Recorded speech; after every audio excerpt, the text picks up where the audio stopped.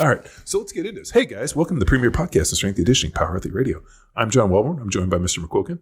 All right, and we got an awesome guest. Keir, we connected through pal TK, Terrence Kennel. Y'all were stopping through Austin, Texas, and you had the opportunity, drop in on HQ, bang some weights, and then we've run into each other at the old conference circuit. And I'm excited to get you on, man, because you're on a tear on social. Probably my favorite follow at this point when it comes to more than Travis Scott, strength and conditioning memes. Okay, and just fucking dropping knowledge, dude. You're an entertaining dude, and you got a world of experience, pun intended, for all the travel and coaching opportunities that you've had. So outside of the Instagram, man, at rugby_strength_coach introduce yourself to our audience, man. We're gonna hit the ground running, and we'll talk professional athletes. We'll talk conditioning tests. We'll explore a lot of avenues today. So, I mean, currently I'm full-time with Strength Coach Network. So we kind of specialize in education for field sport specialists in strength and conditioning. Trying to plug the numerous gaps that we think exist between education, accreditation, and what you actually need to be good at. Mm-hmm. But prior to that, I was a strength coach in professional and international rugby for about 10 years in 5 different countries. And then I decided, right, enough of this. I want to work in the NFL. And I came to America 4 years ago this week. And as we discussed off air, I promptly found out I was having a child. And that basically set in motion a series of events where pretty much 14, 15 months ago, it was like, right, good coach, good parent, make a choice. And here I am. Sweet, man. So which one did you choose? I'm trying to be a good parent. Whether I will be. I'm kidding, dude. I just was putting you on the spot a little bit. No, I mean, it's difficult to be a tough parent. Or I'm just telling you, when even if you're married and, everybody lives in the home and there's no turmoil or everything, it's still difficult to be a parent. So I can't imagine all the other extraneous circumstances applying to that. So good on you for fighting that fight, dude. I'm very lucky. I have an amazing wife and 3 wonderful kids, and it's a struggle every single day. Like I dealt with before 8 a.m. I can't find my socks. There were tears. I don't want to go to school. I think I have COVID. No, my nose is running. Is it because I'm not wearing socks? And this is all before like 7:50, and then we're in the car, and I'm like, oh my God. This parenting thing, the things they didn't tell you. Yeah. And Strength Coach Network, let's kick off there. Okay. And this is where most of your time and effort is going into. And what was the origin of this? Because there's an infinite number of online education opportunities. There's a lot of high power in governing bodies within the industry, but then you still chose to essentially stand up for the coach and empower their performance and education. The short answer is poverty. So I started working for myself. I managed to time my graduation from college perfectly to coincide with the recession in 2008.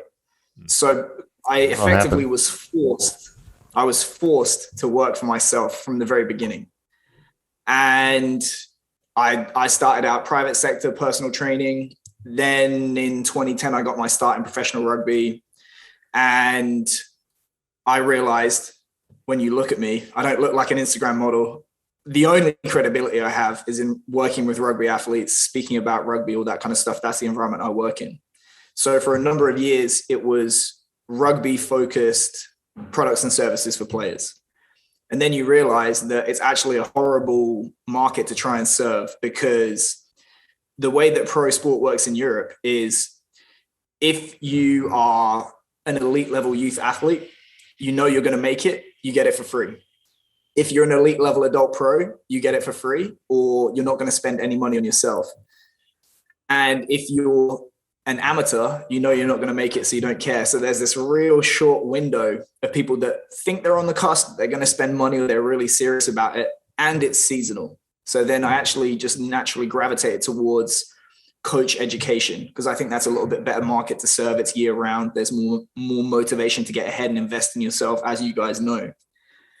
And then it got to a point where, 3-4 years ago, I looked at the membership and I realized, hang on, 75% of our members have nothing to do with rugby. We're in, I think it's like 35 to 40 different countries.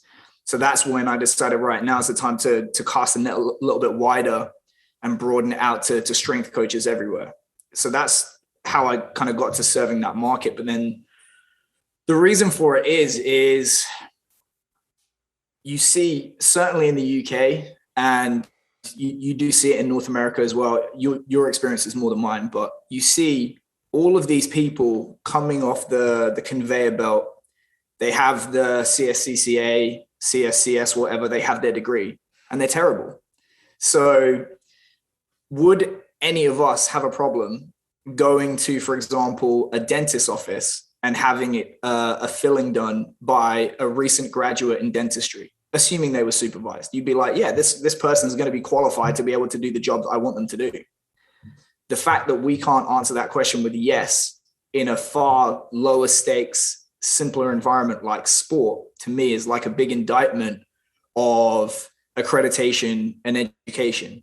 And typically, I think what it comes down to is there's a little bit of a lack of skin in the game of people that are educating coaches or those who aspire to be coaches. So TK had a story where after he interned for me in Tokyo, he went to do his master's degree in London. And there was a lecturer that told him with a straight face, this guy's never worked in elite level track and field. He said, yeah, if you gave me Usain Bolt based on this research, I could make him even faster, which is just a ludicrous statement. So the way I phrase the question to people is, if you wanted to make $1 million tomorrow, would you go to your local economics professor, or would you go to the small business owner that built and sold a business for $1 million? And that's a little bit lacking. Yeah, it's a little bit lacking in education, where you've got people that have never worked in a particular environment or earned their living getting results, telling those who aspire to how to do it. And that's the gap we're trying to fill. Yeah, it always fascinates me, the essentially done the internship process and train, and some of those dudes that were entering into that opportunity, and you just hold your breath a little bit. Okay, good luck, buddy. But yeah, man, it essentially aligned with the mission in the sense, and some of our education is geared towards that practical sense. And it's not essentially what you know, it's how you're able to communicate that and apply it. And yeah, a big mission in line with the Power Athlete Academy and the Strength Coach Network aligns very well. I always think too, I mean, so much what the NSCA does, and not to knock them because I think they do a good job in some ways, but a lot of the stuff's theoretical, and a lot of it's written from a certain perspective, and it's kind of training agnostic. So a lot of these guys come in and they're like, okay, I have this degree, I know this information. How do I actually action it to elicit a response? And I think that's where like the mentorship piece becomes so important. Keir, take us to your origins in coaching within the North American realm. So at the college level, like from your experience and then entering into that model, that system, that approach, what were some of the just moments where you're like, what is going on here? Yeah, I mean, it's fundamentally corrupt. Not to be too blunt. I mean, there's so many angles you can approach it from, but I think it's one of those things where if you imagine there are other fields, right, where if you were a stockbroker or a trader, you're going to be judged on profit and loss. You can be a dick to everyone else, but if you make the company millions of dollars every single year, you're probably going to get retained and promoted. And if you're the nicest guy in the world and you lose the company money every single year, you're going to get fired. So the easier it becomes to point to your contribution and demonstrate, hey, I'm moving the needle in this organization, I deserve to be here. It's a more pure evaluation, in my opinion. But then if you ask the average strength coach or the average group of strength coaches and say, all right, define exactly what it is you do that's quantifiable and point to your contribution in this organization. And it's one of the facts of strength and conditioning. It's extremely murky. Nobody's an island. You can have sport coaches and ATCs that make you look like a genius, or the reverse, and the same works for you and them. So in reality, there's nothing that you can really point to that's your own and say, well, this is mine, I deserve this pay, I'm saving you this amount of money every single year. And as a result, it becomes more about being liked by those in positions of power than it is pointing to your quantifiable difference that you make. Because when you can't do that, it just becomes a case of, well, we think he's good. And that's where you get the alignment, for example, between head coaches and strength coaches. If you understand that fact implicitly or explicitly, you suddenly become incentivized to keep that person happy and for them to like you more than to tell them the truth, given that your job security is going to hinge upon it. And then if you look at what most institutions aspire to, they say they want a high performance model, which is athlete gets put at the center of everything. If it moves the organization closer towards winning, we do it. If it doesn't, we get rid of it. High performers get retained and promoted. Low performers get removed from the organization. It's great to say that, but then the reality and the cost of making the decisions associated with that, most organizations don't have the appetite for. And that was my experience of it. What is that cost? Just simply salaries? Just having 5 coaches and that's too much? Well, don't you think in professional sports, people are really just searching? Like, I mean, you get to a certain point, and I imagine there's like the echo chamber where you're just like want people that give you the information that you want to hear. Like, I can't imagine the Nick Sabans of the world are wanting to bring in a strength coach. It's like, no, you're not doing this right, or kind of brings them in something. I'm sure they just hire people that implement the system they want and are really good at holding, getting people back so that we don't get on the field penalties in football. I like, that's why, strength coaches get dealt the card of being the get back coach. I know you guys want, I mean, but that becomes like a real, like, what are, you make a great point. Like, are they searching for a high performance model, or they just want somebody that keeps the machine running and tells them what they want to hear? And I think these guys get to a certain point where, like, that's what they want, and in professional sports, especially here in America, the trick is just to sign the, best athletes you can, and like any NFL strength coach that tells you that they develop people is high. I mean, the biggest deal in the NFL as a strength coach is don't get people hurt. Don't put a system that puts guys at risk. Like, make sure that they're fit enough and just strong enough to that they can get on the field and perform, and don't fucking hurt them. Strength coach that gets people hurt, they get fired. So, I mean, there's kind of this balance between, I'm sure Canadian and these other guys would argue with me, like, they want to develop people, but they're not going to develop people at the point of maybe potentially getting them hurt. The number one thing is do no harm. Make sure they're there on Sunday to play. Yeah. And, the other problem is like, as well, when strength coaches get hired, it's hired by head football coaches, administrators, and whoever else. So fundamentally, you're being hired by people that don't have the qualification to tell good from bad. So then it just becomes that kind of like vicious circle of you almost look to other people. Well, what do they do? What did they do? And then you just copy that behavior and hire a similar coach in that vein. So I think that's the problem, where if you've ever heard of James Smith, he wrote this book called The Governing Dynamics of Coaching. And he basically makes the case that you can only correct sideways or downwards in an organization. So ultimately, you need the head coach to have sufficient knowledge to know that he's making, or she is making, a good pick in terms of the strength coach. But then the owner or the GM needs to have the sufficient knowledge of what makes a good head coach to select them. And then the owner has to know what makes a good GM, and so on. So if the fish rots from the head down, if the people at the top don't have the knowledge or the qualification to make objective decisions, everything thereafter becomes a problem. Well, I could definitely agree with all that. I think plenty of examples in the NFL. We look at the Houston Texans right now. Well, I mean, just because somebody has the money to buy a team doesn't necessarily grant them the wisdom and the intelligence to actually win football games. And we've seen this over and over again. The owners that are most successful find somebody who's extremely knowledgeable in every aspect of this, and then allow them to run the ship and step away. I.e., like, look at Jerry Jones. What the fuck does Jerry Jones know about football? Ask him. He probably knows fucking everything. But, I mean, there's a guy who it's a lot about him. And, he brought in Mike McCarthy, who's, was within Green Bay and the way that thing runs. I mean, so it's pretty interesting that I think if these guys want to be successful as owners, they find really good football people and let them do what they want to do. And then they just show up on Sunday and wave a little flag. I mean, look at the Dan Schneiders. Like, what more of a train wreck in a fucking cesspool is that organization? And it comes from the top down. He said it rots from the head down.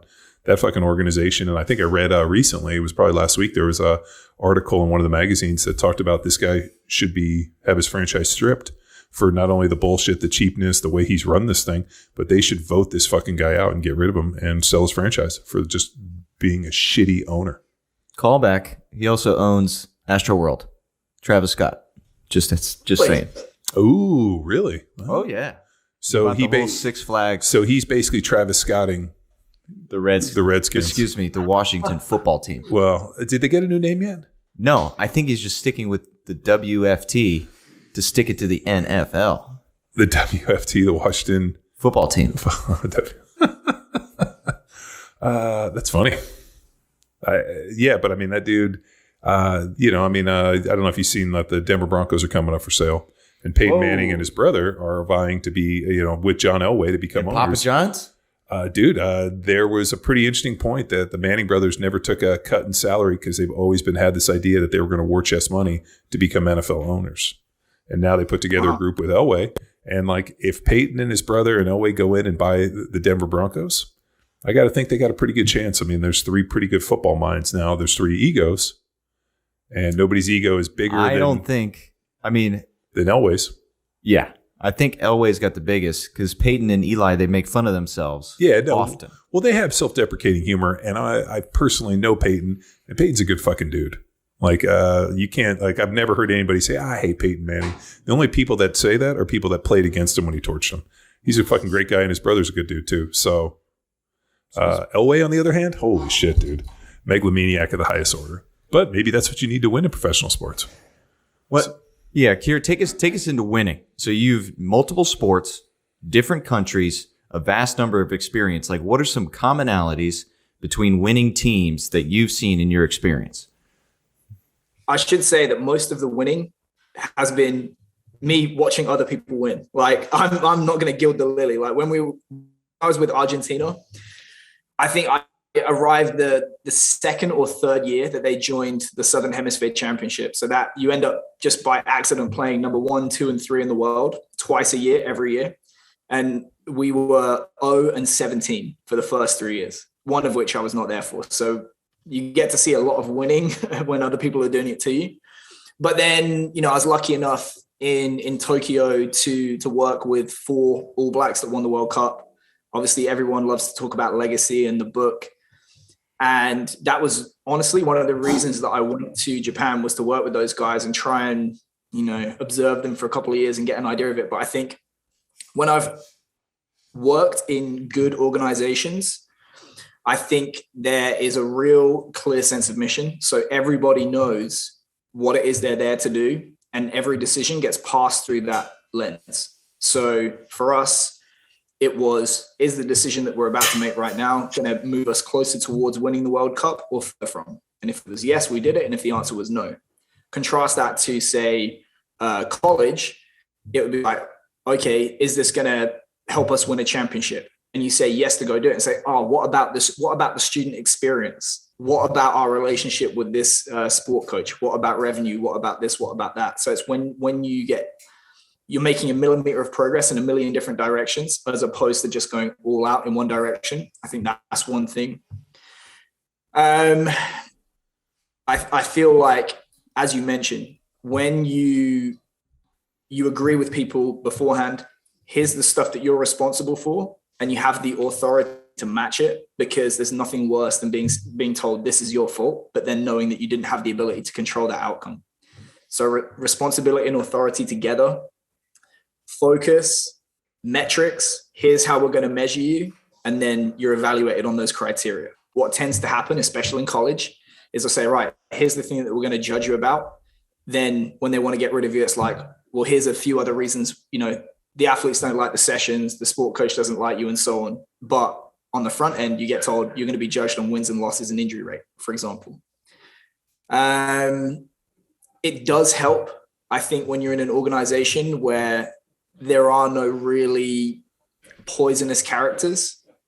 I'll say that not everyone has to love each other. There are going to be relationships within teams where people don't like each other, but if they can put that to one side and concentrate on the objective, that's okay. But it's even better when, everyone gets on with one another. And then the thing I noticed about the All Blacks is they weren't the biggest, strongest, fastest, fittest. They were all good, but they were all obsessed with the game. They were all PhDs and just the fundamentals. That was the thing that really impressed me with those guys. Yeah, let me ask you about that. I mean, it's such an interesting phenomenon, I'm sure. I mean, dude, books have been written on this, volumes about the All Blacks and the fact that, like, here's this little country of New Zealand that consistently has put out like the highest performers in terms of this rugby. And these guys are, not only do they go, left and gone into the world stage, but guys will leave and they're still the most dominant player. What is it about New Zealand, or more importantly, like the culture of the All Blacks that necessitates that? Because, you brought it up a little bit, like a super high level of understanding of the game that only really happens from playing the game from probably, this tall.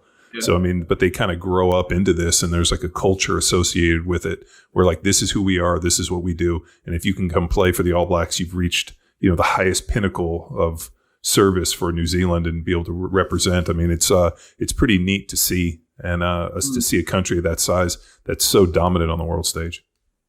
Yeah, so that country is 4 million people, which is incredible when you think about the level of dominance that they've had. I think their win rate ever is 75%, and a bad year for them is 2 losses out of around 13, 14 games.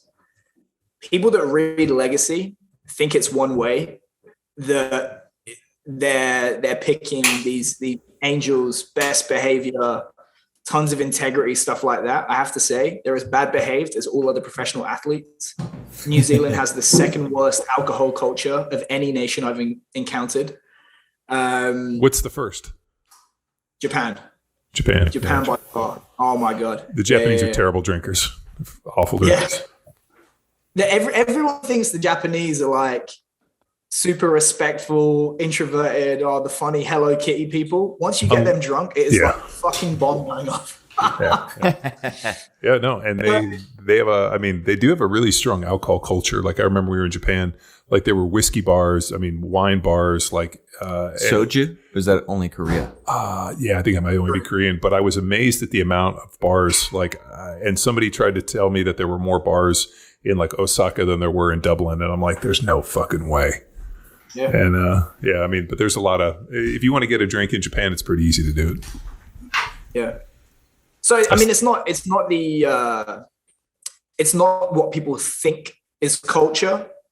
What it is, I remember speaking to one of the boys, and he ended up playing 50 something times for New Zealand, and he probably would have played 100 times for any other country. But he said the way it works is, when you're established, that shirt is yours. If you have a long-term injury or something comes up, you get one more chance to get it back. That's it. The policy was, you're going to have one chance to win your shirt back. If you can't do it, you're gone. So I coached another guy that he managed to time winning the World Cup just as he came up. He managed 15 games for New Zealand. And here's another guy, if he played for England, 100 caps easy. So there's this outrageous culture of competition. And specifically because it's small, they don't let anyone get above their station. So people talk about, well, you could play for the All Blacks, but you could go to the pub where you live and they just treat you normally, because it's almost like a small town mentality. And as you mentioned, it's the culture of sport. So James Smith again said, basically, all you need to win long term in sport is culture. You don't need to be trained to qualify to play at a certain level, but if you incentivize them enough with money and you have a strong enough culture that sport attracts the best athletes, it becomes a self-fulfilling prophecy where you end up being one of the best. So in New Zealand, if you play for the All Blacks, you belong in the population of, without question, the best athletes in that country by far. In England, if you play rugby, it's probably because you couldn't get tempted or you weren't good enough to play in the EPL. So what tends to be the dominant sport in each of these countries attracts the best athletic talent. So if you're from Eastern Europe or Central Asia, you're going to be a wrestler or a weightlifter. If you're in Japan, you're going to play baseball. If you're in New Zealand, you are going to be a rugby player. So you're getting the best of the best of the best of a few different factors that kind of come together. Yeah, I mean, in 4 billion people, I mean, roughly Southern California, I think Orange County, LA is almost 4 million, if not 3.5.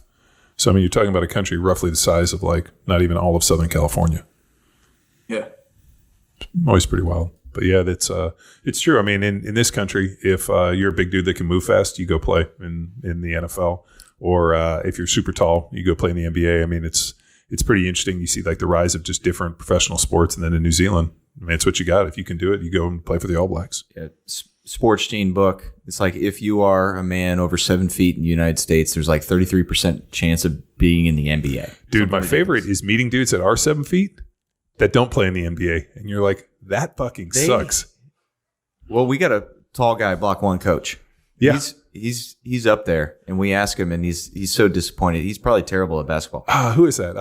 It's one of the only tall guy. Yeah, well, it's Jeff Sears. Yeah, that's right. It was. Yeah. It's always funny for me to be around somebody taller than me. I'm like, is this what everybody feels like? Oh my god. Yeah, always looking down on me, John. Son of a bitch. The Tokyo, 29,000 bars. That's in Tokyo. In Tokyo. That's the most in the world. Next up, Buenos Aires. A lot of them would be Yakuza bars too. Number 2 is Bogota. Bogota? I don't know what that is. Bogota. Bogota. Number 3 is hillbilly. Buenos Aires. Count Chocula. Where's this bodega place? Bodega. Bogota. I'm going to go there. Seoul, 18,000. So Tokyo, Seoul, Bogota. Where's that? Colombia. Yeah, lots of bars in Japan. Like when that guy told me there were more bars in Osaka than in Dublin, I was like, there's no fucking way. The Irish, I saw Beer Fest. They're like, oh yeah, we're pretty good drinkers. We just beat the Irish. There was no Japanese in Beer Fest, was there? Ooh, I gotta go back and do some research. So, well, yeah, and I mean now, so what was that had to be a jump ship to go to Japan to coach. Like that's a risk not a lot of Americans are willing to take, is to leave the country in the safe hold of this system to potentially be forgotten in their coaching careers. Like what was that, man? Just wholesale investing in yourself.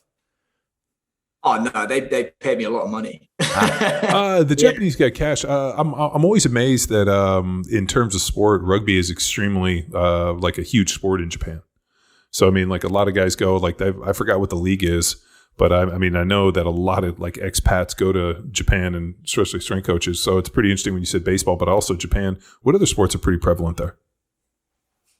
Well, to give you the background, it's kind of weird because, you know, they call it the Big Eight. So England, Scotland, Ireland, Wales, France, New Zealand, South Africa, Australia. Some of those Celtic nations you could probably swap out for like Argentina. Those countries by far have the most popular professional leagues, especially France. And there's the money to back it up. So in terms of total money, France is probably the best league. But in all of those countries, the club is the business.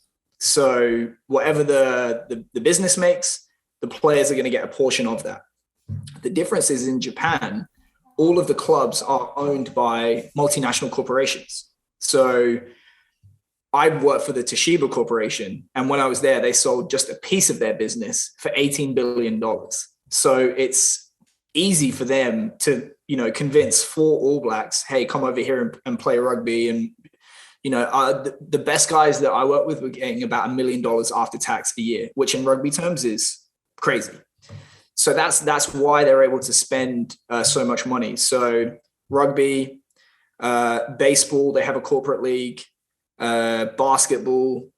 Baseball is obviously the most popular. Rugby is really growing in popularity because there was a game at the 2015 World Cup. So historically, Japan had never won a World Cup game before. And they played South Africa, who at the time were number 2 in the world. And Japan ended up beating them. And it was such a big deal that they made a 4 TV movie about this. And then I want to say several million people in Japan watched that game in the middle of the night. And then the guy that kicked the winning goal, I heard when I was in Tokyo, he was doing 300K a month in just endorsements. So it's starting to get a little bit of momentum, but it's weird. I'd say baseball, soccer, rugby, sumo is more one of those. It's more of a tradition and a pastime, but it gets a lot of TV coverage. And it's crazy. I went there one time. It's pretty interesting. It's also very, very corrupt with the Yakuza. Oh, yeah, I heard about that. Yeah. The when I was in Japan, the sword maker that we went and met, the Kanafusi Fujiwara, he makes all the blades, or they make the blades for like the Yakuza guys that cut their fingers off. And then they also make, like, when the sumo guys win like their super tournament, they give them a sword. So they make those swords as well too. So he was huge into sumo and talked about like the betting and like the way it's controlled. It's pretty interesting. So super neat. Mm-hmm. Like the fact that like those guys do it and like their training. I mean, it's pretty wild too to see, because when we were I forgot where we were. We were somewhere in the city, and we got on a bus, and there were some like young sumo dudes that were like dressed in traditional stuff that were like out getting food. What size? Give us the size. So you're 6'6". 6'2". Maybe these guys were probably like 260, 250. So that you could tell they were pretty young, maybe like, under 20. And I think they have to apprentice somehow. And basically they're like, just go get food and help those guys wipe their asses, I'm sure.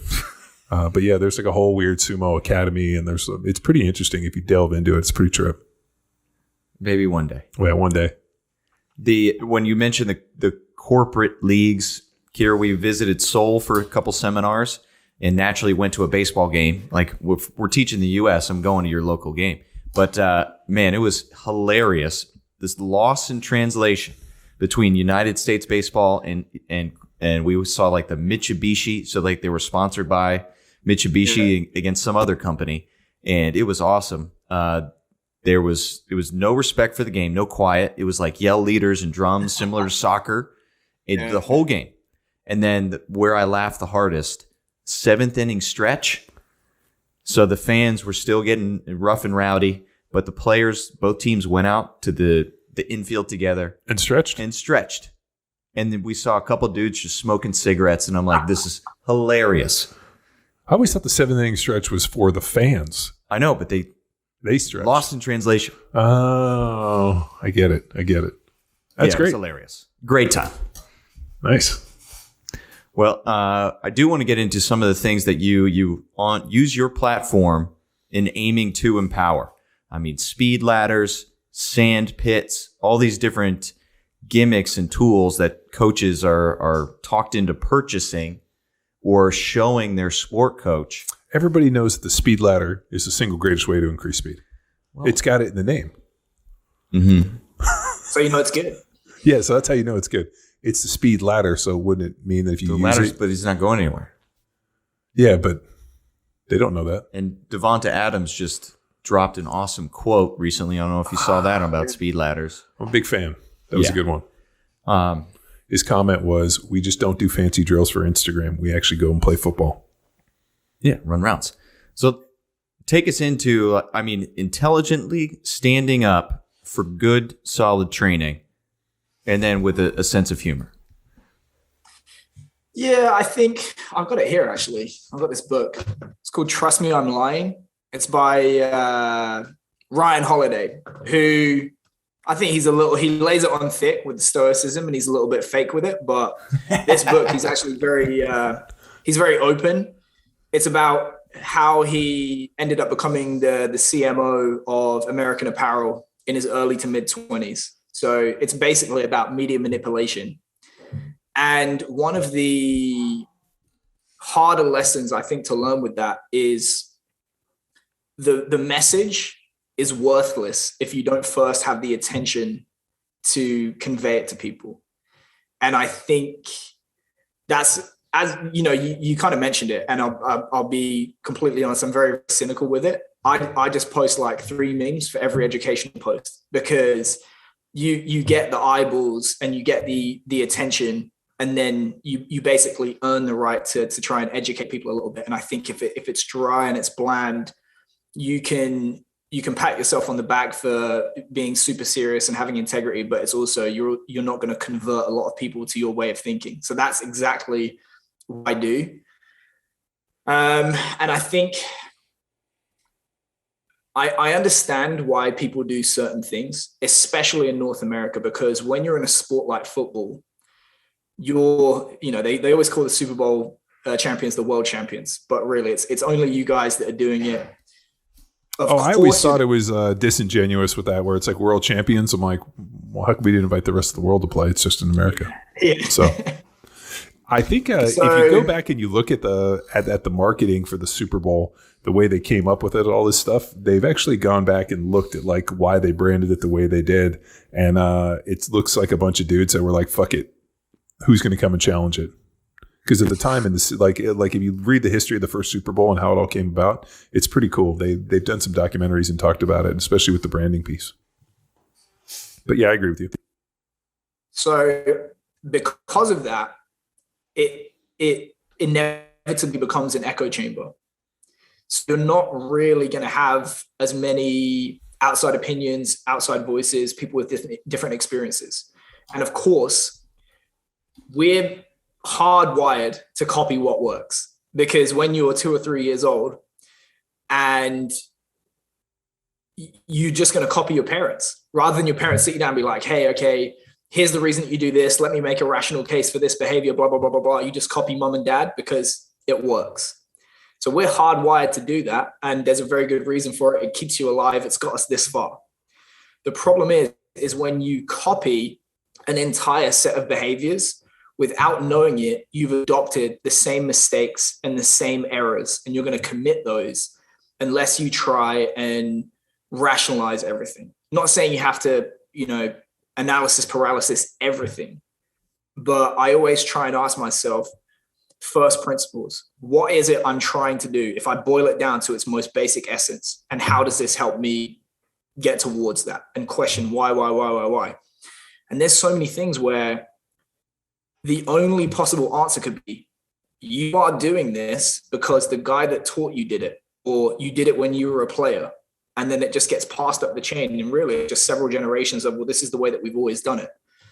And if there's been any perspective that I've been able to offer, it's probably as a result of me not coming up in that environment. And of course, I still make, schoolboy errors. Like my assistant had to whisper to me like once, hey, the corners and the safeties are both DBs. It's not like separate groups, like shit like that. But there is other stuff that I can provide insight on. And like one of the stories that I love was the English Institute of Sport. They had this guy, his job was just to come up with innovation. He was like the chief innovation officer. And he came into the Bob Skeleton, which is like basically this like big, it's kind of like a baking tray, and you lay on it and you just fucking fly down an ice chute at like 80 miles an hour face first. And they had this athlete where they figured out 1/10 of a second from the start is like this crazy margin at the end. And if you basically get the start right, you're going to win the gold medal. So this guy came in and he looked at this athlete warming up. And he's like, right, okay, she's finished the warm up. And then she walks up and waits for her call and whatever. And there was like 15, 20 minutes where this chick was in spandex in sub-zero temperatures. And he's like, why don't you just keep her warm? And she's probably going to have a better start. So the only thing that they did was give this chick a reflective tinfoil blanket. And it ended up taking something like 2/10 of her start. And she won the gold medal. So I think that can reinforce the potential value of outside perspectives. And that's what I think that's what I've been able to bring, plus a little bit of messaging, and yeah, we'll see. Like the tribe test.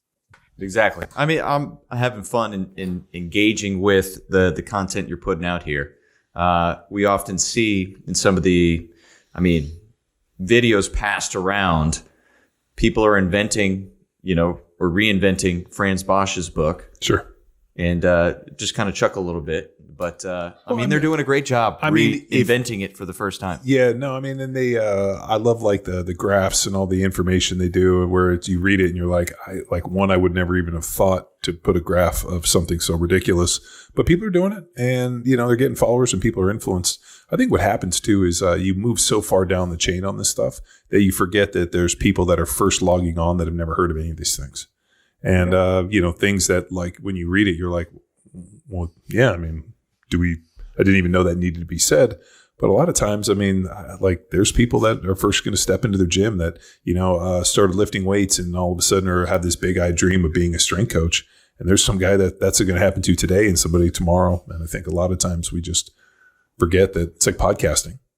Oh, wow, this is your first podcast? Dude, we've been doing hundreds of these things for years. And so, I mean, I guarantee that today there's going to be some guy who's launching his podcast and this is his very first one. Yeah, and, Keir, what's it called? I'm kidding. Let me tell you about podcasting, dude, right? So I went to a business event in Sydney. So when was I living in Sydney? 7 years ago. I went there. I paid $1,000 to go to it.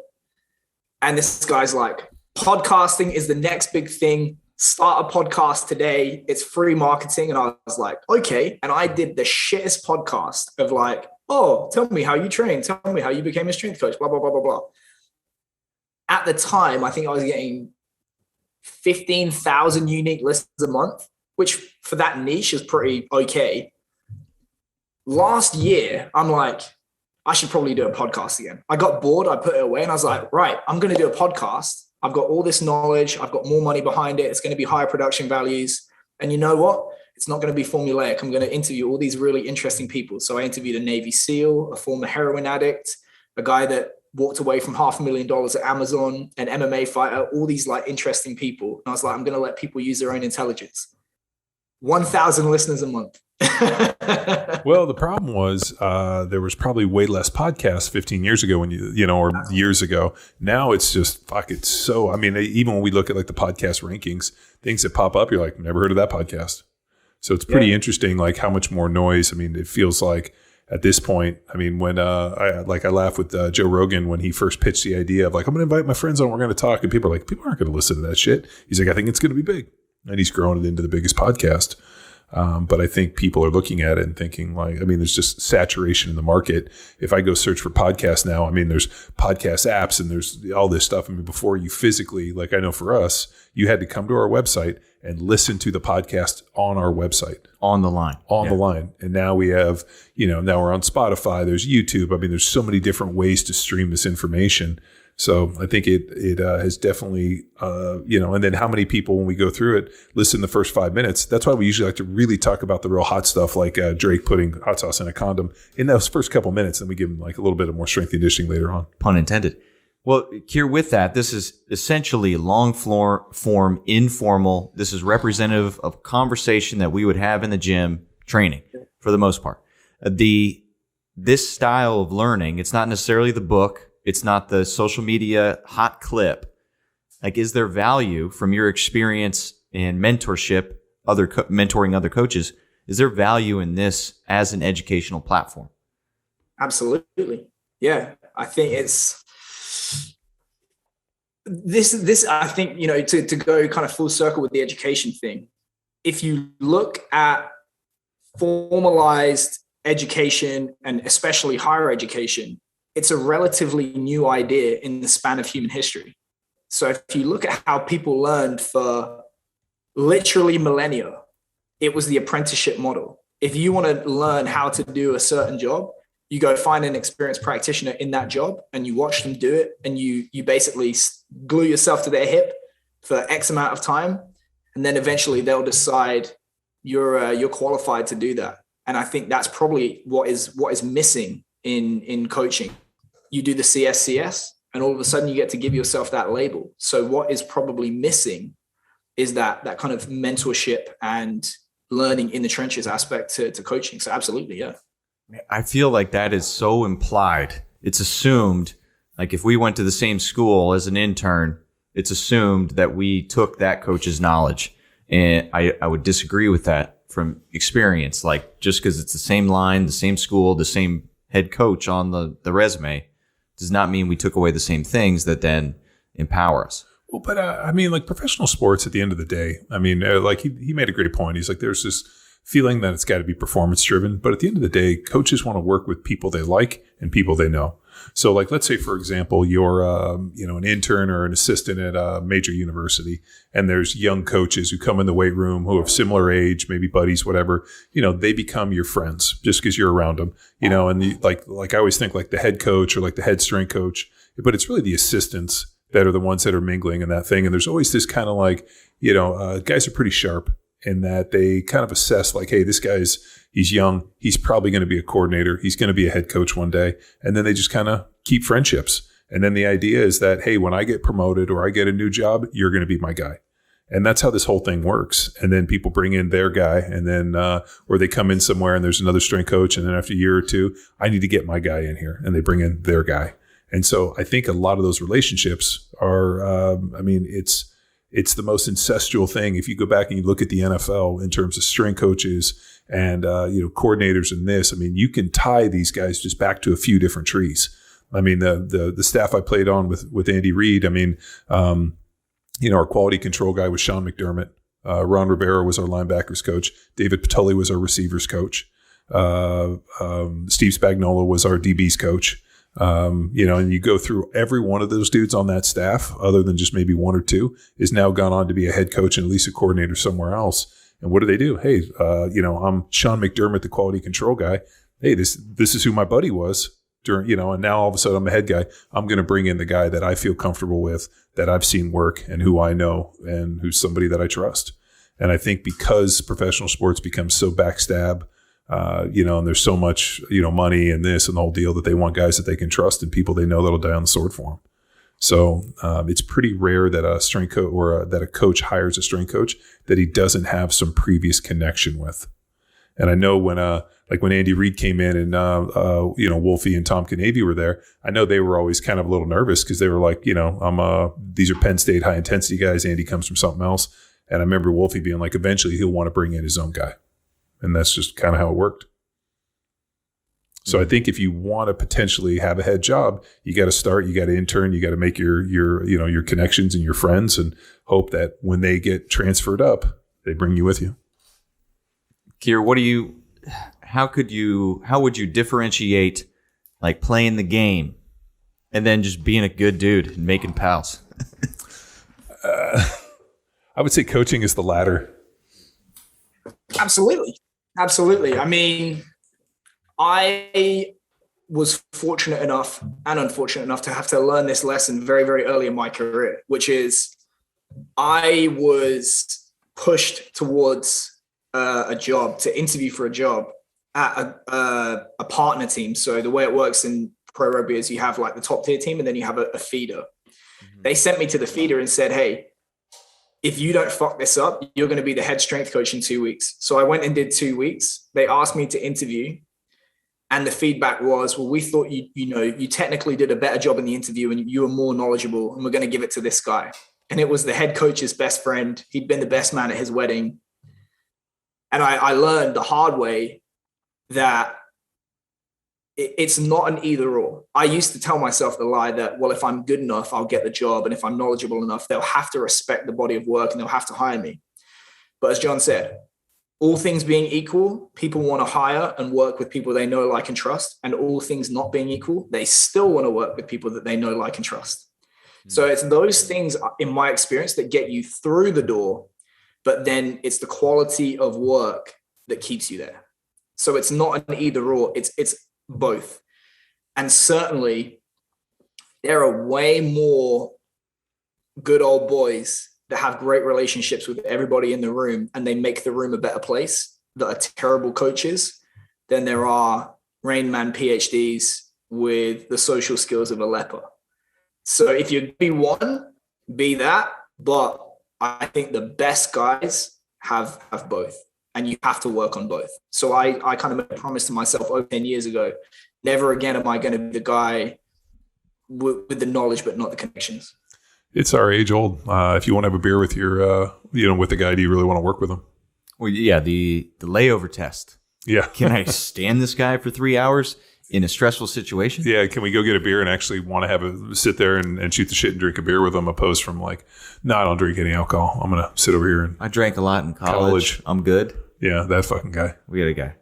Yeah, we had an intern that these guys. I wasn't there. They brought it in, and I was like, "Oh, how was it?" They're like, "I went to go to beer," and he's like, "I drank too much in college. I'm good."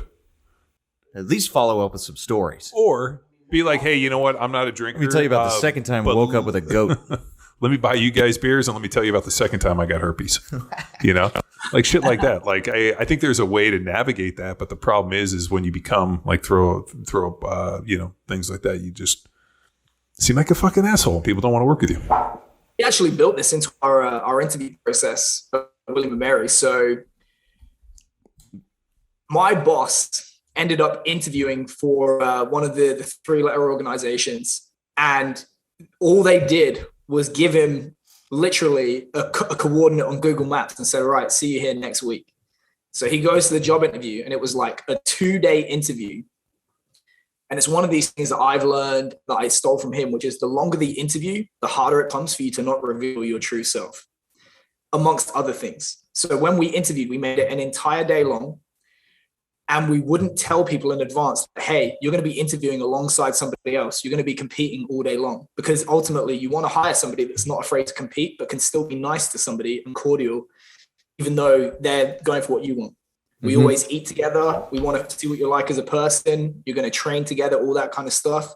And then, of course, you're going to put them on the spot, because just an hour-long Skype interview and a recommendation from a coach that wants them to get the job, it's effectively worthless. Dude, this reminds me, freaking Callie and I's interview with John. Callie, dude, that's one of my most favorite interviews and one of my favorite times. And the best is because we really weren't fucking with you. Yeah, bullshit. So there's no way we were. I got to paint the picture for Keir. So it's 2012. Power Athletes looking for 2 new people to assist with these traveling seminar gigs. Callie and I were coaching out of a gym in DC, and we attended a seminar in Philadelphia, as we had both attended the original seminar that we were going to teach, attending the second one. And it's like, okay, not the information. Watch how we teach and take notes. Well, also on Saturday night following day one, we go into Philly and we got to follow John around. So he knows the back roads. Okay. So I, obviously played for the Eagles, which is in South Philly, and I lived downtown. So like I had a very, very excellent understanding of South Philly, and more importantly, the ins and the outs in the streets. And there's a certain way that you drive in Philly, especially at night, which is you don't stop at stop signs. You just kind of slow to observe police, right, is really what stop means. And there's like, like especially going through like the bad neighborhoods, you just like if it's 25, you do 35 and you don't stop. You just kind of hit your brakes, see, and you go. And so I didn't know that both Callie and Chris are not what you would consider very like skilled, aggressive drivers. I grew up in Southern California. Like I just go fast. I like to mosey. Yeah, he's like, these guys like to mosey. So I start by taking him to my favorite South Philly hole in the wall, place called Tony Luke's, right on I think it's on Oregon, and like right underneath the bridge. And they do like these crazy cheesesteaks and all this stuff. And it's like, all the tourists go to Pat's and Gino's, which is like a typical, just terrible place in Philly. But like Tony Luke's makes a hell of a sandwich. So I take these guys, and, we gave, at the time within the CrossFit football lecture, we were teaching a lot of paleo, kind of like, avoid gluten and, basically looking to increase performance through enhancing gut health, right? The idea of like ramping up immune function. So needless to say, you're not going to Tony Luke's to ramp up efficient gut function. So we go in, and I think like, we order stuff, and I remember we got like a couple different cheesesteaks, whatever. So then these guys are like, thinking that like, it's a test. Like they were like these hardcore paleo people that really have loincloths underneath their jeans. And we're just trying to like punk them into eating and be like, oh, we got you guys. We're paleo people. So we order this, and they're all kind of freaked out. And so we're like cutting it up into pieces, just letting everybody try. I mean, Brewer was there. Yeah, Uncle Dave was there. Uncle Dave was there. Kate was there. Mm-hmm. The kids were there. Jamie and Killy were there. And so, like we got our kids. And the hilarious part is in South Philly too, here's another deal. There's no parking. So people just park in the middle of the median, like in the middle of the road. So that's like a standard Philly thing. You just like basically just park in the middle. So I like pull up, park in the middle. And I remember my wife being like, you can't park here. I'm like, you can park here. Don't worry about it. I've lived here a long time. So we get out and they're like, you just parked in the middle of the street. I'm like, yeah, that's where you park. And so I think they thought I was fucking with them when I wasn't. And we go eat and I could tell they're pretty nervous. So then I was like, hey, here's the deal. We're going to hit another spot. Follow me. And I didn't know anything about their driving styles. Mine is fucking 100 miles an hour fast. I lost these guys within like 2 seconds. They were like, and they thought I was trying to fuck with them, like ditch them. And I'm like, no, that's just how you drive in South Philly. And you've ridden with me since we've been in Philly, and it's fucking drive fast and don't look at anybody and don't hit the brakes. Tight butthole. Yeah. And I'm like, especially like now there's been some gentrification last time we were there, but at the time, those were fucking dangerous places. Mm-hmm. And we ended up hitting another place. Two more. Yeah, two more. So it's like this long, arduous process. As John mentioned, his wife, kids, and an old pal was there. And so it's like John catching up and managing the family. And then you have to fight for the opportunity to actually like talk and be a part of the conversation. And then so that's an interview in all itself. And then Uncle Dave, who my buddy Dave is a Navy SEAL. He's a Master Chief now, 20 plus years in the teams, and just a hellacious shit talker. So he's just fucking riding you guys the entire time. So then later in the night, we eat 3 cheesesteaks, following like this nutrition lecture, and then it's sit down and just drink Yinglings until essentially you can't, and being grilled by a Master Chief Navy SEAL. And so John's not even there at this point. Well, yeah, because my kids are pretty young, and my wife's from the East Coast. She's from New Jersey. So a bunch of her friends live in Philly. So we had just had twins. And so she was excited, one, to come to Philly because she was a bunch of her friends that still lived in the area, wanted to see the kids. So it was like this weird kind of thing where we were going for work. I was bringing my wife. My kids are pretty young. And like, at the time when we had twins, I don't know if any of those guys are listening. I don't know. I mean, twins is not double the work. It's exponential amount of work. So all of a sudden, like, as much as I would love to have sat down there and grilled you guys and drank beers, managing my wife and the twins was mission number one. Because as you know, when your wife is extremely stressed out with the kids, everybody's stressed out.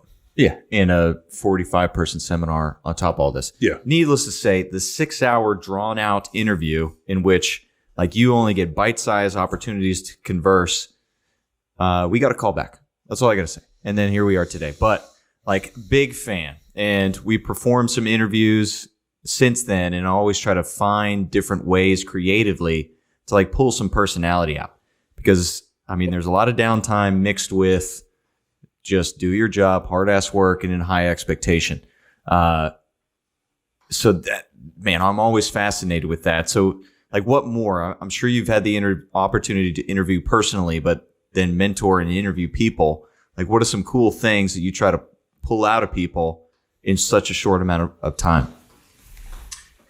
Well, we ended up having a list that we collated from a few different sources. So one of the ones that I really liked that I stole from Stanley McChrystal was, what would the people who don't like you say about you? Because it requires you to have some kind of self-awareness, vulnerability, and speak honestly about it. And also to be okay with the fact that not everybody's going to like you. I think if you spend long enough working in the real world, you'll realize that not everyone is liked by 100% of people. And some of them give these really bad answers like, oh, they would say that I care too much about my athletes. Shut up. You're fired. I had one Irish guy reply, they would say that I am a hard-headed cunt. So that was very good. Yeah. I thought for the Australians, the cunt was a term of endearment. It is. Yeah. So yeah, the first time we went to Australia, and like the use of cunt by both men and women, like here in the United States, if somebody drops a C word, usually somebody's going to fight. And then I was like, as I heard it dropped, I remember I tapped Daz and I was like, Daz, you guys are using that a little different. It's like, oh no, it's a term of endearment. I'm like, in the United States, you dropped that, they're going to fight. And he's like, I know, we figured that out the first time we were at a bar and I called the dude a cunt. We almost got in a fight. And I had to explain to these fucking American yokels that in Australia, this is a term of endearment.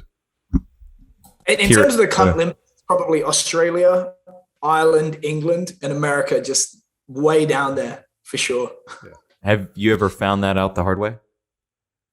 Oh yeah, I mean, we had a running joke at William and Mary that I should donate money to have the HR office named after me. What are some common fails, especially in the interview process? Like what are some just glaring things that you see where you're like, fuck, this guy isn't gonna necessarily do well here, or more importantly, things that you could help people avoid the pitfalls? So I mean, if we were to interview in person, they've already passed a lot of those things. So that's what we're trying to tease out with those questions, because obviously you want to get to the narrowest field possible as soon as possible so that you can really drill deep on people. That was one of them. Another thing, I'm obsessed with Peter Thiel. So he's the first outside investor in Facebook. He's a friggin' weirdo, but he wrote this awesome book called 0 to 1. And his thing is all great businesses and organizations are effectively built on what is it that you believe to be true, that you know to be true, that nobody else agrees with you on. Because if you do what everyone else does, you get what everyone else got. There's no competitive advantage. The price is baked in. So in order to get ahead of the field, you have to, one, be a contrarian, and two, have the judgment to know that people aren't doing it just because they haven't thought of it rather than because it's a terrible idea. So we ask people, what is it that conventional strength and conditioning is wrong on? If you stood up in a conference and said this, 99 people out of 100 are going to disagree with you and make you a pariah. So we'd look for that. We would look for, we would create these mental exercises where we put constraints on people. Say, right, you have 15 minutes a day to train an athlete to make them elite in a sport. What are you going to do? Mm-hmm. And anyone that says any weight room exercise is gone straight away, because the answer should be train for your sport. And then if you have a little bit more time, then it would be the field-based stuff. And then it would be lifting and all that kind of stuff. And then when it comes down to, as you mentioned, people want to feel comfortable. They want to feel that there's a good connection, a good relationship, because the right message delivered by the wrong person will fall on deaf ears. So there has to be both in place. And that is actually one of the things that I've struggled with earlier in my career, is to bite my tongue a little bit and cement the relationship first before you start to tell people like, oh, you're not good enough at this. This needs to change. Boom, boom, boom, boom, boom. So all those kind of things. But it's about, I think cultural fit is important, and it is one of those intangibles. And then like a heuristic, if I'm working with men, I ask myself, would I let this guy date my sister? And if the answer is no, you have to think twice. If the answer is yes, then yeah. I mean, my sister has terrible taste, but yeah. That goes back to one of my favorite lines I ever heard a linebackers coach tell a bunch of linebackers. You guys are playing you guys are so nice out there, I'll let you date my sister. That was one of the best bags I've ever heard linebacker coach say to some linebackers. You guys are so nice out there, I'm going to let you date my sister. Burned. Yeah, that was a good one. Keir, have you ever told, I guess, an interviewee, like, you're not meant to be a coach? Like, this business is not for you. Go try something else. Get out. I wouldn't say it explicitly. And I can tell you for a fact that Terrence was told that earlier in his career. He said, you're not meant to do this. And of course, he used it as fuel. And certainly in my career, if someone had ever told me like, hey, this is probably not for you, it would never have even registered in my mind to take that advice on board. I think I've definitely said many times, think very carefully about this. I distinctly remember we had a group of interns where they started to drink the Sappuccinos a little bit and it got a little bit hard. And I said, hey, just so you know, it only gets harder after this. Like, you're able to put this to bed when you walk out the door. You're not taking it home with you. You're not doing these kind of hours. You're not about to get fired, all this kind of stuff. So it is going to get harder. And I said, so think very carefully. Is this really what you want to do? Because you don't want to be answering this question, no, having invested several years and so on. And one of them quit that day. So I would never explicitly say that to somebody. but I'll certainly give them the opportunity to think about it and answer that question for themselves. Because if somebody asked me on Instagram the other day, how do you know when it's time to move on? And I said, when you start asking that question When you out start loud to asking other that people. question. Yeah. You've already decided. You've already decided. Well, it's just like in dating. If you're thinking, is she the right one? There's a good chance that probably she's not. We had an intern, this is a number of years ago, and then hosted an open event, Power Athlete Symposium years back, and had Aaron Osmus speak. And he was so passionate about his position, philosophy, and what he was presenting on. Our intern saw that level of passion. So not even like the subject matter, just saw how committed he was to his craft and realized I can't match that. And then stepped away following that event. Yeah. Fisher. It wasn't Fisher. That was Fisher, wasn't it? No, it was another dude. Like, exactly. Another dude. I can't even remember it. But like his last task was getting his coffee that day. And then it was like, I'm fucking out. Peace. I remember Fisher had a design, or who still actually still hits me up, and we still stay in contact. But he had a similar deal where he wanted to get into this, and then realized like this isn't for me, and wanted to get more into like websites and systemization. So he came in and just saw something like I think he needed to scratch that itch and realize that, hey, this isn't what I want to do. Yeah, and he found a way to contribute, and then found his desire and passion through the media opportunities presented here, which. I mean, when it comes to coaching and internships, sometimes with some schools, there's not even that opportunity to coach. Like the 5-coach rule in effect, and you're just standing there, maybe counting reps. I remember one like Nick Saban rule. The assistant coaches on the floor, if there's already 5, like the interns are not even allowed to speak or motivate or cheer. Like I'll dig up this rule book for us because it was redonkulous. Needless to say, after a number of weeks, I ignored it. That's the failing. So people say, dress for the job that you want. My advice to interns is work for the job that you want. If you get to the end of an internship and all you've done is act like a house elf for 3 months, you do the piss test, you clean up, you put stuff away, don't be surprised if that's all you're qualified to do at the end of it. If you want to be a coach. Yeah. This was at UT, and I found a niche with the walk-ons. Just the dudes that weren't getting the coaching, and then essentially just I had a little barbell club on the side and have some fun with that group. One of which is now a strength coach. So some connection made there. What else do I want to get into? Man, I want to give you the opportunity to highlight the Strength Coach Network. So what do you have coming up? I know you got another course level here premiering. Yeah. Like what can coaches expect when they dive into the education, and then where is it going? So we touched on it a little bit before. I think the problem with a lot of coach education is that it ultimately doesn't serve the coach.